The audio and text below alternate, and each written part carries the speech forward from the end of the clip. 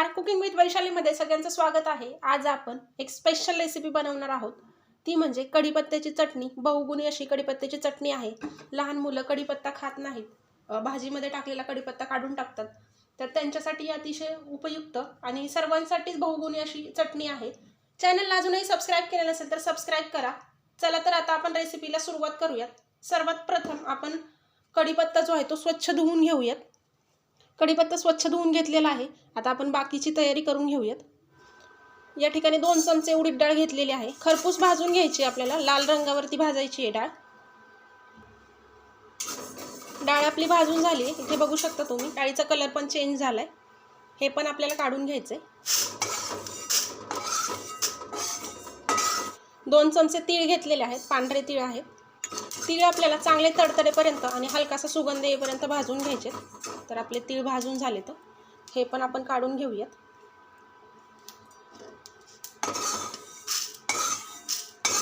3 चमचे शेंगदाणे घेतलेले आहेत। शेंगदाणे पण आपल्याला खरपूस भाजून घ्यायचे आहेत।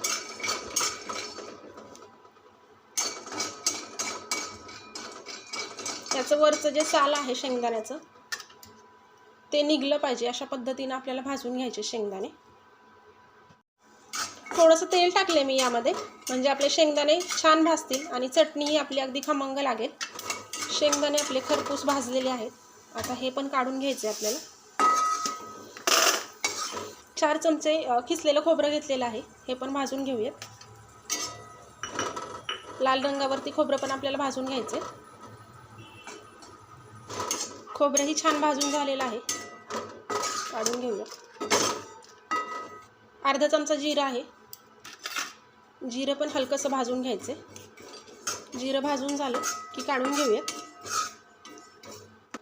लसणाच्या 10 ते 12 पाकळ्या आहेत, त्या पण भाजून घेऊयात। आपण सगळे जिन्नस भाजून घेतल्यामुळे चटणी जी आहे ती जास्त दिवस टिकायला पण मदत होते आणि खायला पण टेस्टी लागते। त्यामुळे आपल्याला सगळे जिन्नस जे आहेत ते खरपूस भाजून घ्यायचे आहेत। आणि कढीपत्ता चटणी जी आहे ती केस गळतीसाठी, त्याचप्रमाणे आपल्या हेल्थसाठी पण खूप चांगली आहे। त्याच्यामुळे तुम्ही ही घरामध्ये बनवून ठेवू शकता, म्हणजे जशी लागेल तशी बनवा, जास्त बनवून ठेवू नका। कारण जास्त दिवस झाले की चटणी किंवा मसाले जे आहेत त्यातला फ्लेवर थोडासा कमी होतो, स्ट्रॉंगनेस जो आहे तो कमी होतो। त्यामुळे जशी लागेल तसं बनवा। लसूण आपला छान भाजलेला आहे, काढून घेऊयात। आता आपल्याला हे सगळे जिन्नस जे आहेत ते थंड करून घ्यायचे। तोपर्यंत आपण कढीपत्ता भाजून घेऊयात।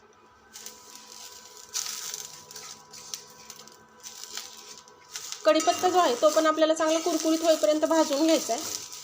तर कढीपत्ता भाजायला थोडासा वेळ लागतो, कारण आपण स्वच्छ धुवून घेतलेला आहे आणि याच्यामध्ये थोडासा पाण्याचा अंश असल्यामुळं कढीपत्ता भाजायला थोडासा वेळ लागतो। लो टू मीडियम गॅसवरती भाजायचं आहे आपल्याला। तर कढीपत्ता आपला छान अशा प्रकारे कुरकुरीत झालेला आहे।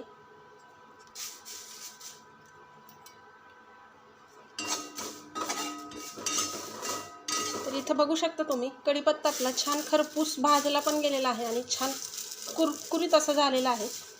तर आता आपल्याला गॅस बंद करायचा आहे आणि कढीपत्ता असाच कढईमध्ये थंड करून घ्यायचा आहे।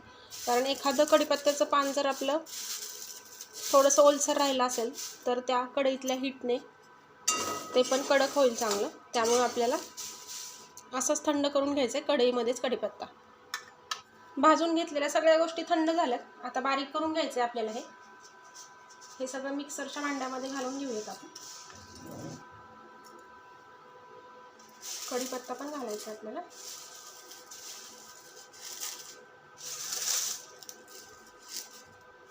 कढीपत्ता बघू शकता तुम्ही आपला खूप कुरकुरीत झालेला आहे, सहज त्याचा चुरा होतोय हाताने। चवीनुसार मीठ टाकायचं यामध्ये आणि हे मिक्सरला आता फिरवून घेऊयात। अशा पद्धतीनं आपण हे सगळं बारीक करून घेतलेलं आहे। आता यामध्ये आपल्याला घालायची आहे मिरची पावडर। तर इथं मी साधारणतः 1-1.5 चमचा मिरची पावडर घालत आहे। तुम्ही तुमच्या आवडीनुसार मिरची पावडर कमी जास्त करू शकता, तुम्हाला कसं तिखट हवं त्यानुसार। आणि एकदा मिक्सरमध्ये फिरवून घेऊयात। इथे बघू शकता तुम्ही रंग छान आलेला आहे, याचा सुगंध अतिशय छान येतोय। तर ही जी चटणी आहे ही थोडा वेळ तुम्ही एका भांड्यामध्ये पसरून ठेवू शकता, म्हणजे थंड करून घेऊन नंतर काचेच्या भरणीमध्ये भरून घ्या। ही जी चटणी आहे ती 1 ते 1.5 महिना आरामात टिकते। आय होप तुम्हाला व्हिडिओ आवडला असेल. व्हिडिओला लाईक करा, शेअर करा, सबस्क्राईब करा आणि पुन्हा भेटूयात अशाच नवीन व्हिडिओसोबत. तोपर्यंत नमस्कार.